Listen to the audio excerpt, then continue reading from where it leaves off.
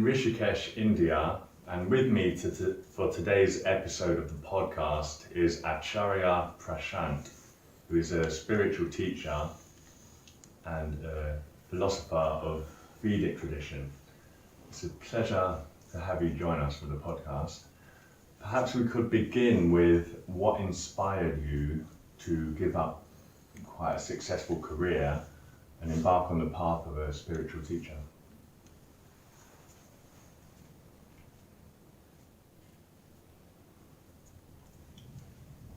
Every person, every individual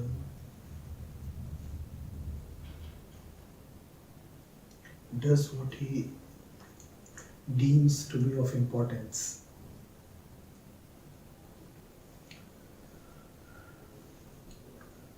And I could begin to see with some clarity that though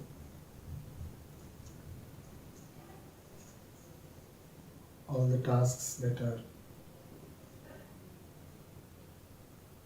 commonly performed in the worldly economic domain have a certain importance, yet as we stand, as our condition is in the condition of the world is, there is something far more important that needs to be taken up as work.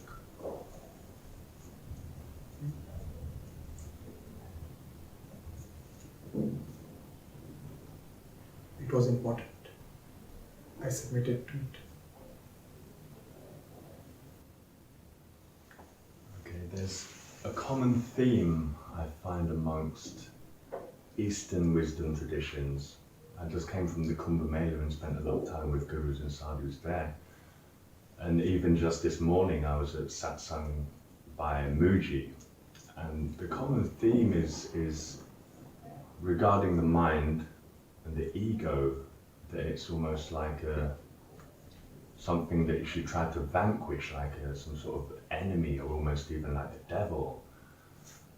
How do you feel about the ego? You see, to treat the ego as a devil or an enemy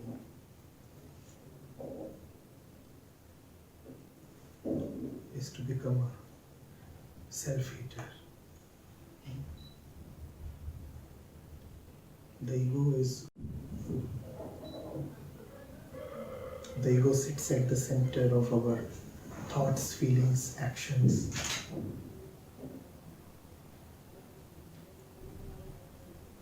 Even the involuntary bodily physical functions like breathing actually have the ego at their center. The aim of spirituality is not to annihilate or vanquish or kill the ego. It is to provide that to the ego for the sake of which the ego actually exists. It is not without a purpose that the ego exists. The ego wants something, the ego wants fulfillment.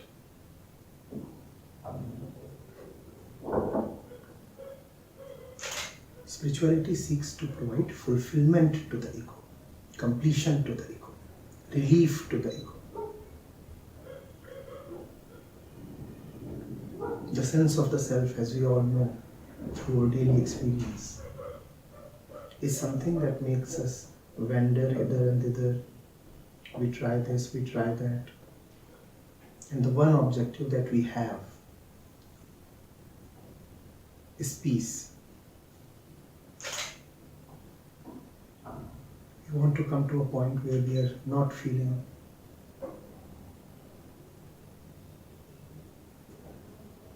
restless, incomplete,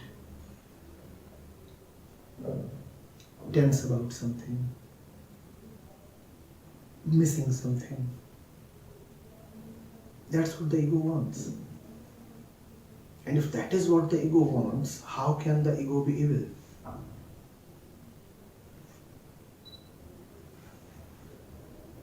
The ego is a small thing, a fragment, a bit, a part that wants to be total. Now, is this a mark of the evil? The ego is aiming at totality all the time. You could even say the ego loves the total, the absolute. The ego loves fulfillment. It might not be wise enough to exactly and immediately know the route to take to fulfillment. But nevertheless, every single activity that any person ever undertakes is ostensibly chosen to give fulfillment to him or her. So the ego is a lover of fulfillment. In the language of religion, you would say ego is a lover of God, because God is another name for the absolute, the total. Ego loves fulfillment, ego loves totality, ego loves God. Now, would we want to kill a God lover? Would we want to kill a God lover? Or would we rather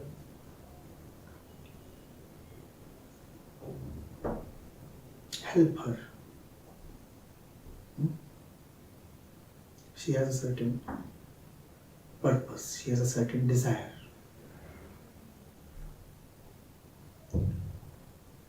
But it's a hazy thing and she's lost. Why not help her, guide her? Why not be kind and compassionate to her? And then there's instances where people's egos get out of control, and take the President of the United States, is the epitome of perhaps like the teenage male ego. He epitomizes that, and he takes it to a new level, and it's like he's lost his ability to reason in many ways because his ego is so dominant. Yes, but even in the most spectacularly absurd of cases, you still have to clearly see and admit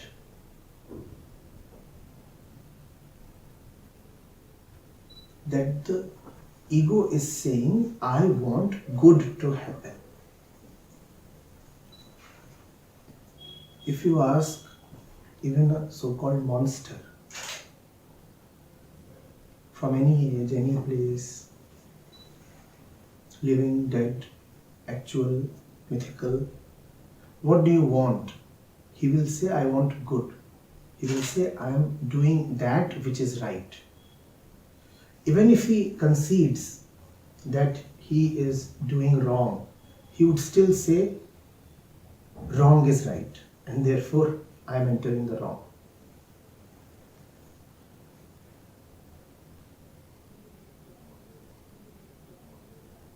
The ego seems to have a high regard and respect for what is right. It is just that it does not quite know what is right. When two persons are in conflict with each other, fighting with each other, don't both of them justify their actions to themselves? In their own eyes, both of them happen to be justified. And that's the central mistake of the ego. It takes everything just personally. It loves the absolute, but remains at the center of the person. Move on to a slightly different subject now. Now, in the delivery you gave 2 days ago, you mentioned spirituality transcends science because it takes into account both objective and subjective. Now, some scientists believe that eventually science we'll be able to understand absolutely everything through the scientific method, and then there's those that believe certain things will forever remain a mystery, such as consciousness, the true nature of reality. Perhaps you can elaborate on how spirituality transcends science. So scientists are saying one day science will be able to understand everything. And why does the mind want to understand everything? Would the scientists answer that? Science has constricted itself by its very definition. Science says, I will study only that which is objective. Science says, I'm in the field of definitions. And what is it to define something? It is to make it finite. So science is only for stuff that is available to be examined. And what does science say? Science says, I will examine stuff. And stuff does exist. It exists and is available to be examined. I'll examine it. How exactly do you know that something does exist? How exactly do you know that something does exist? Science says something exists because it is perceivable. So the object of perception is truth. Truth in the sense that it has existence beyond doubt. The object of perception is existent because the perceiver is certifying so. So ultimately, on whose word is science proceeding? The word of the perceiver. Science is saying, I want to study what this fan is about, what that star is about, what the air is about, what the waves are about, what atoms are about, what quarks are about, what strings are about, what rivers are about. How do you know any of those things exist? How do you know the universe exists? Science says the universe exists because man says so. Does not man perceive the universe? Does not man see the universe? So man is the proof that universe does exist. And how do you know that man's perception itself is real? To that question, science goes totally mum. Science does not want to take up that question. That question is beyond the purview of science. So I said science has limited itself by its very definition. Science does not want to look at the subject. Science says, I will limit myself to examining only the objects. And who is the examiner of the object? To that question, science has no answer. Not only does it have no answer, it even has no curiosity. Science does not want to enter into the perceiver. And it is a very strange thing. Can there be the perceived universe without the perceiver? No. But science says, I want to look at only one end of the duality. The perceived end. The perceiver is not to be touched. And why is the perceiver not to be touched? Let's go a little into it. The perceiver is not to be touched because that is dangerous. The perceiver is the ego. And if you want to touch the perceiver, you will have to go into the ego. And the ego is mighty scared of going into itself. So science will never go into itself. That's where spirituality transcends science. I repeat what I said a couple of days back to you. By no desire or design does spirituality intend to violate science. Science is a little thing. Spirituality admits science, respects science, and goes far beyond science. Therefore, those strains of spirituality that seem to be in violation of science are to be very strictly examined. Never would you find the spiritual process to be in violation of scientific findings or even the method of science.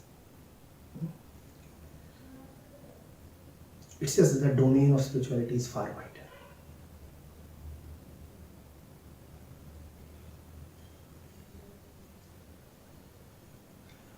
So my next question is regarding mental health. So in my research over the years and my experience with people who have suffered from mental disorders,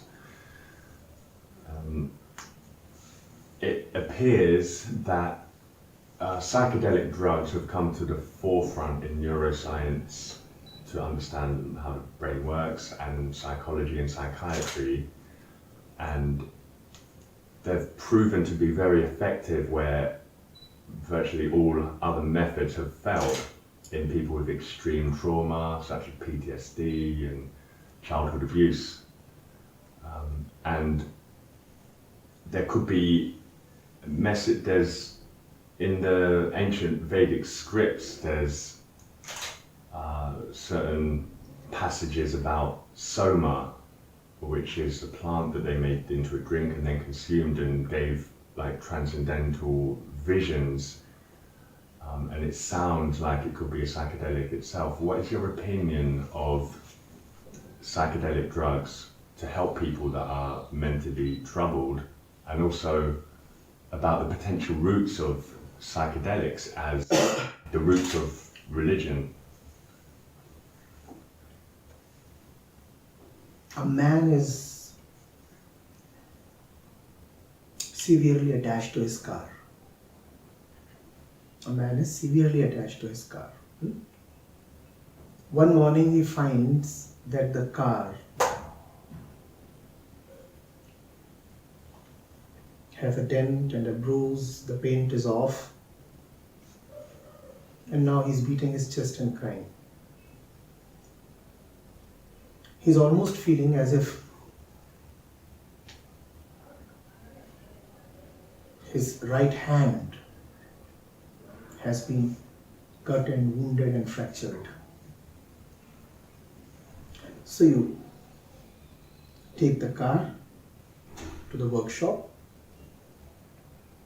get the dent removed, get the spot painted,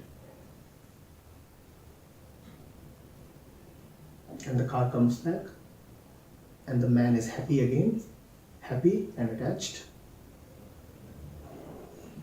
That's how drugs help.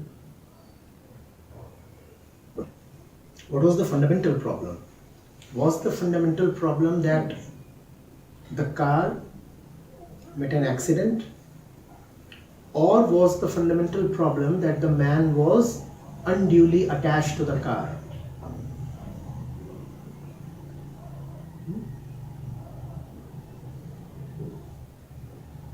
There are things that keep happening in the brain. Spirituality is not really about regulating the brain. Unfortunately, that seems to be the perception, thinking, even the direction of discourse in many circles these days. They try to study the brain. They'll have somebody meditate and then they'll put sensors on the brain and they'll try to see how the activity over there is affected. Spirituality is not about having a nice brain, or by extension, nice eyes or nose or a nice kidney. Spirituality is about disidentification from the entire physical apparatus.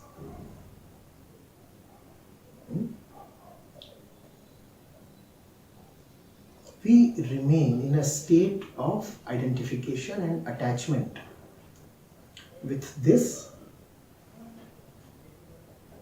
and as a corollary with this. If you are attached to this, you'll have to be attached to this as well. Spirituality is to see that this system knows how to take care of itself.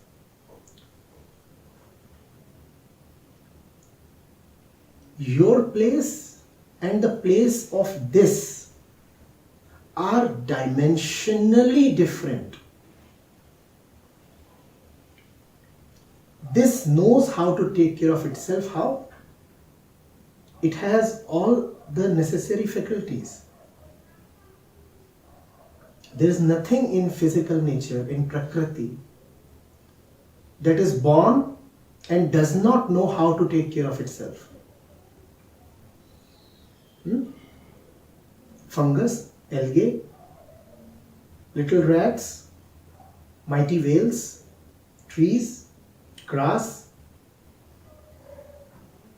all know how to take care of themselves. This system also knows how to take care of itself. It has the power to locomote. It has stuff that is evolutionally evolved to hold, grip, and best of all, it has a biologically evolved brain. The brain will take care of itself. What else is the function of the brain? The function of the brain is to further its own interests, the interests of the organism. No?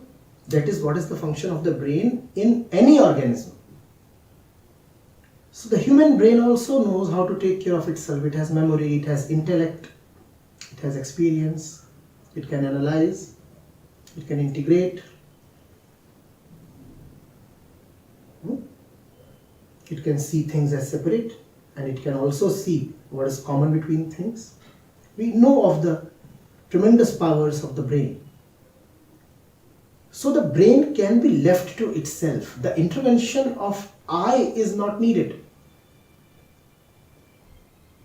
Even dogs and monkeys know which drug to take when they are often unwell. You'll find dogs chewing grass.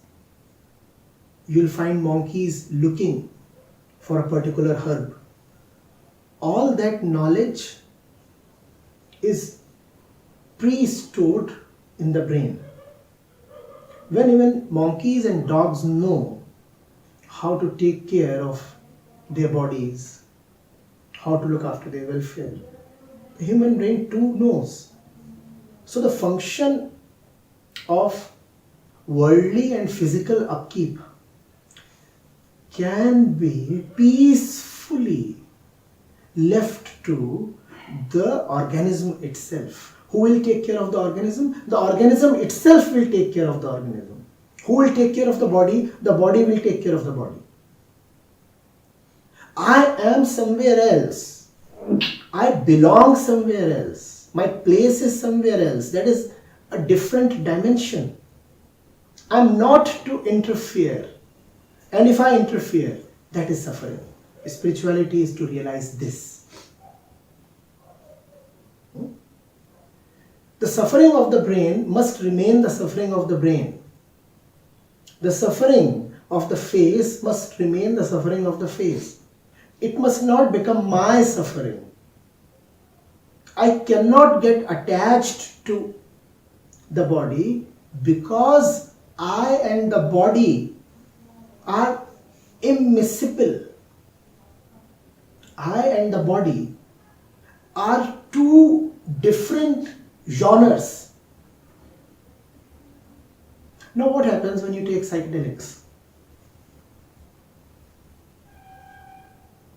Go back to the man who was weeping because his car had been dented.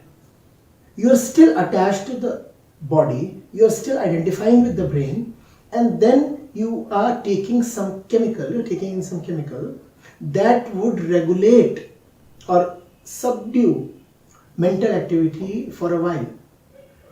But the basic fault still remains. What was the basic fault in the case of that man? His attachment with the car. Your attachment to the body too still remains. Spirituality is to proceed being yourself irrespective of how the brain is feeling about it. And that is dharma. It does not matter what my thoughts, feelings, physical, social or economic conditions are. I will do the right thing. The body might resist it. The old primordial conditioning might resist it. But I would still do the right thing. I would not wait to get the consent of this and this and this. I know who I am.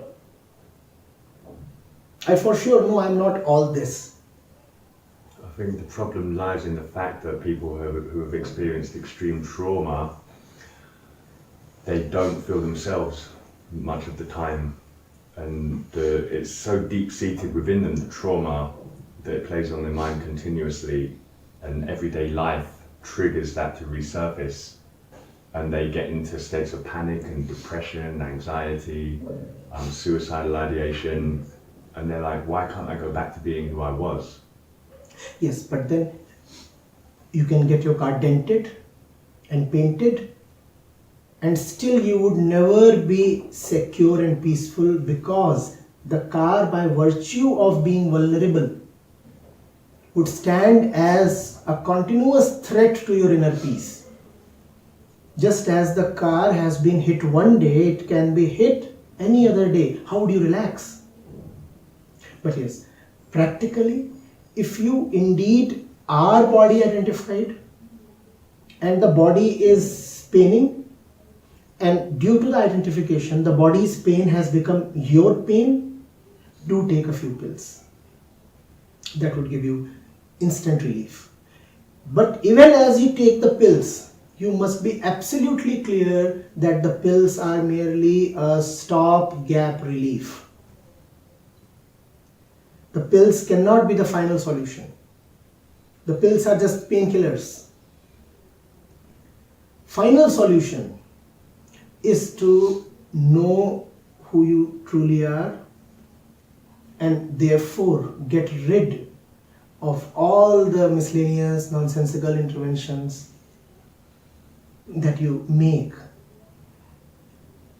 in undue places.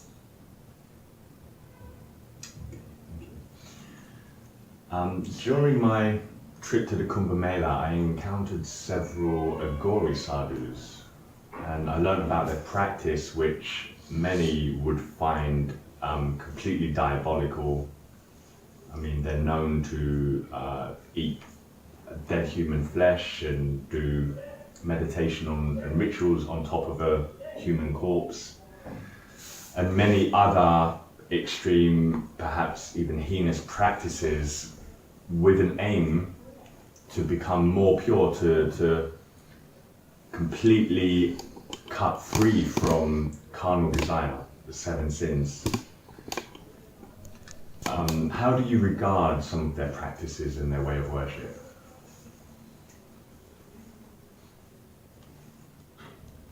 Done wisely and undertaken, if in their true spirit, those practices are useful. It's not without reason that those practices came into being.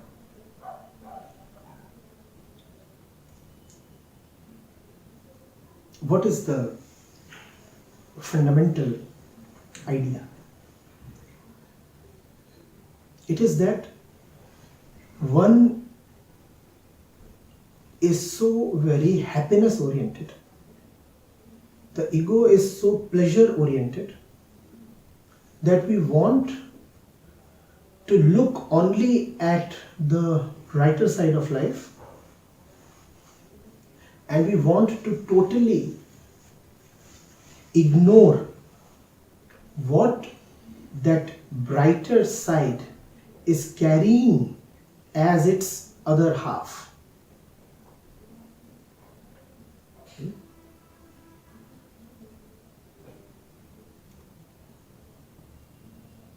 So the way of the Aghori is remarkable.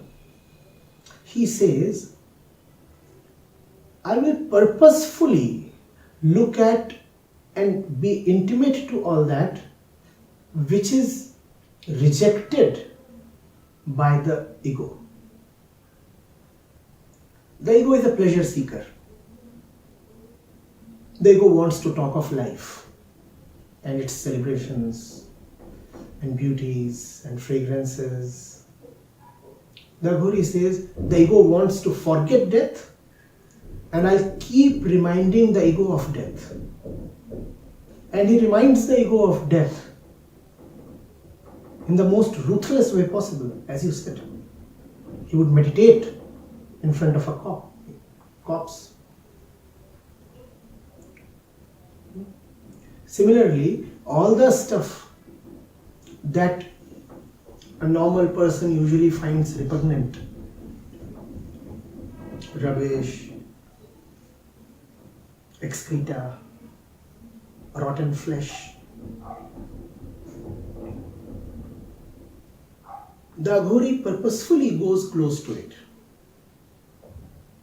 And he says, looking at all that which we call as abominable and disgusting,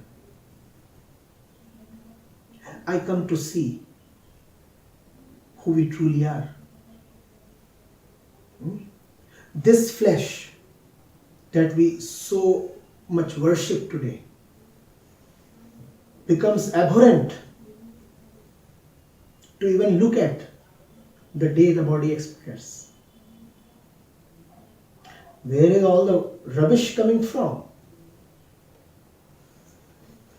Is all material rubbish not a product of civilization? But we are so fond of civilization, and we are so appalled by rubbish. The Aghori chooses the way of constantly reminding the ego that it is purblind. Constantly reminding the ego that it deliberately tries to ignore one side of the dualistic reality. That way is obviously not for everyone. The way of the Aghori is only for those who have a suitable temperament. It is for very few people. But yes, all of us have something to learn from there.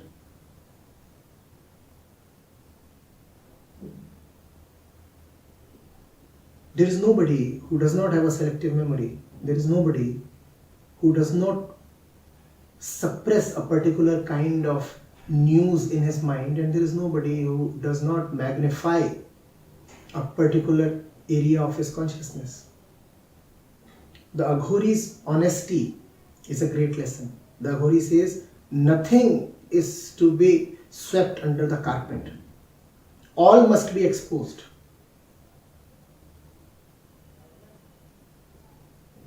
The way of the Aghori is especially useful for those who are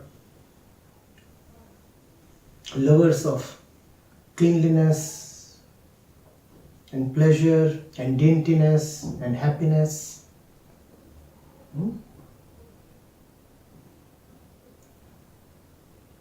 the more we ignore the fact of sadness and suffering, the more we become pleasure and happiness oriented. The more we actually magnify the inner suffering. It may sound strange, but the way out of suffering passes through suffering. The way to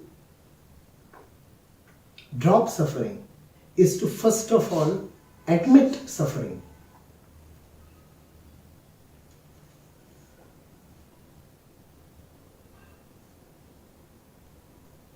Perhaps on that note, you could briefly comment about the life of a sadhu who renounces possessions and family. Often they'll leave young children behind to start on the path as a sadhu, a truth seeker. Some people might interpret this as the easy route, giving up on family, but many people, particularly in India, see that as the more difficult route to relinquish all worldly possessions.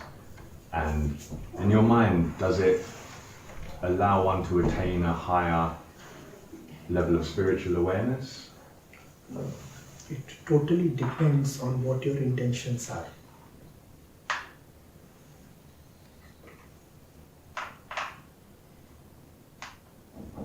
What is certain is that if you honestly see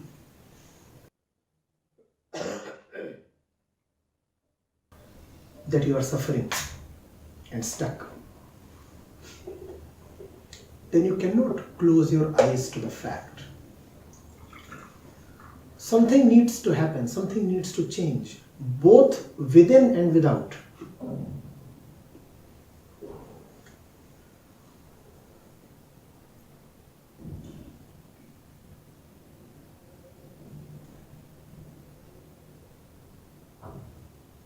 When I first came to this place, this very room was occupied by a family of 6. Then I was in the neighboring room.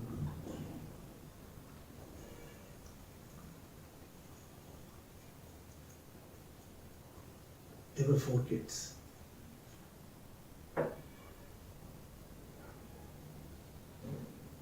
The eldest was hardly 6 or 7.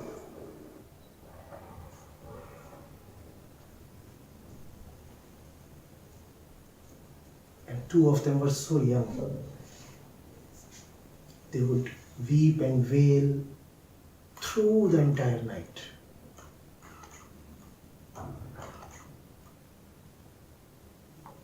And I would be in the neighboring room, wondering, how are the other 4 managing? How will you live?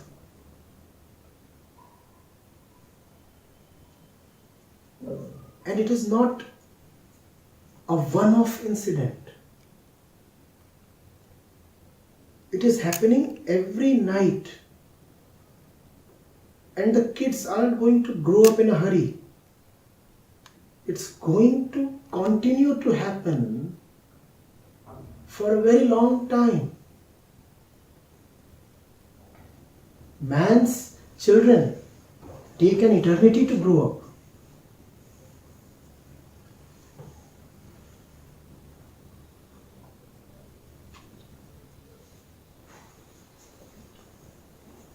And that's the situation of mankind in general. People are in situations, and those situations suffocate them. There is the occasional happiness, there is the occasional pleasure as well. But on the whole, life is pretty disgusting. Now something needs to be done. the intent has to be strong and clear that this cannot continue like this. Now, once that intent is there, then honestly, whatsoever appears to be the best route to take must be taken.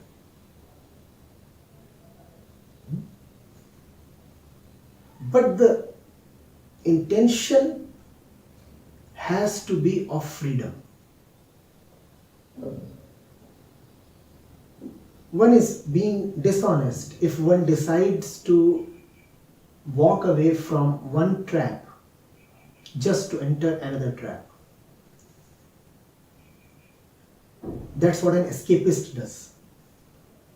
The escapist never really escapes away because his intention is to just save his skin for a while. So the escapist leaves one trap and enters another one. So he might quit the family and, as you said, become a sadhu. But even that would not relieve him. It might relieve the family though. But he would still be in the same pathetic situation as always. Quitting the family is not always needed. What is always needed is the firm determination to not to let life go wasted.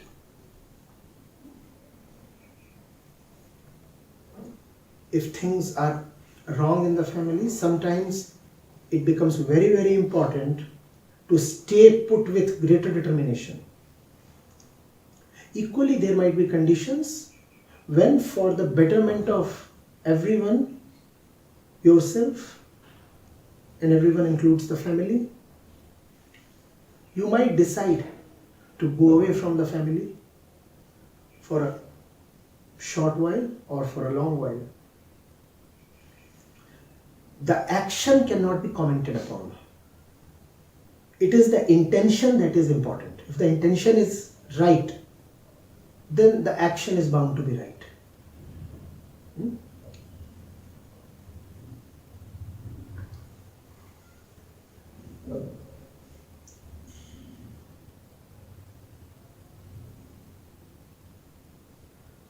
Merely going away from the family is no guarantor of welfare of the self or the family. At the same time, loyally sticking to the family is again no guarantor that your presence with the family and in the house is doing any good to the family or the house. One may say, I want to uphold my responsibilities, I do not want to be an escapist, I want to be with the family, I want to deliver all the household duties. But sometimes it is possible that by being present in the house with the family, one is causing further deterioration of the environment there. So all kinds of actions are possible.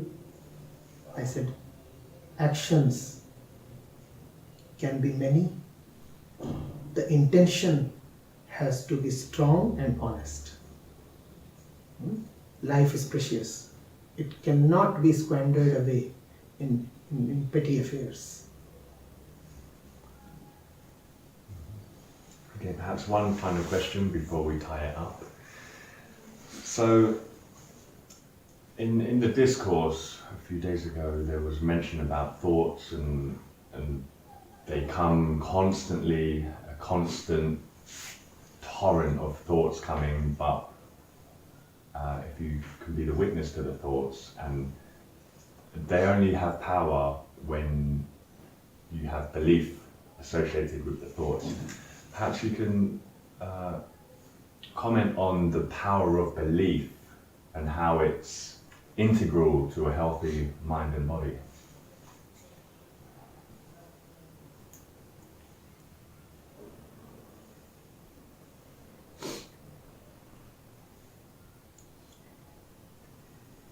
You see, we all already have a lot of beliefs.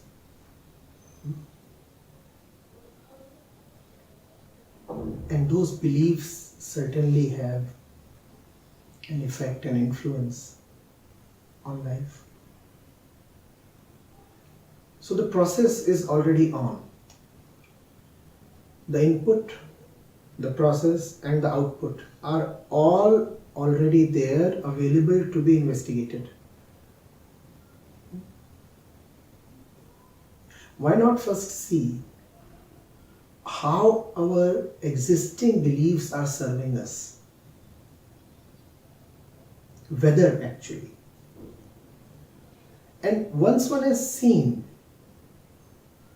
from where do beliefs come, how do they become internalized, then how do they dominate the entire mental process, and then what do they result into, then it becomes easier to look at beliefs, keep them, discard them, at least not be captivated by them.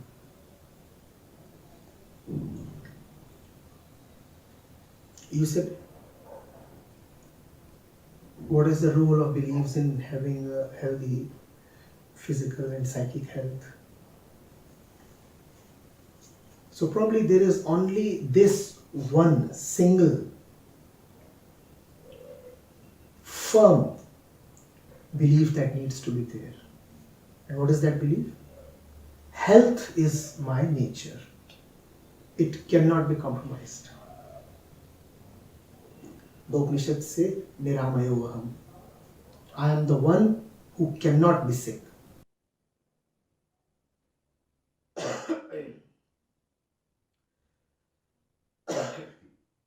All sickness is to be taken as alien.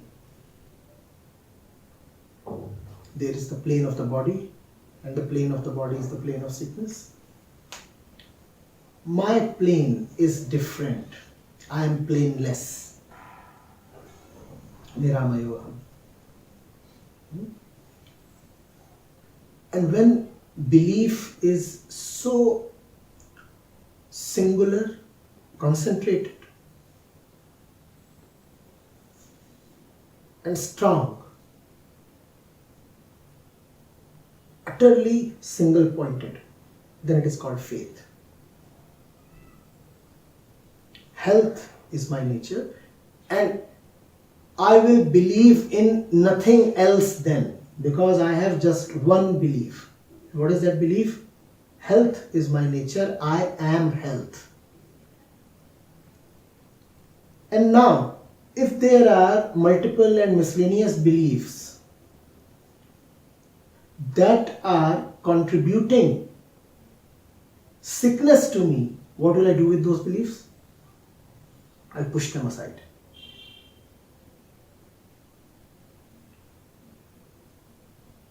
So instead of having beliefs that contribute to your health, believe in health itself.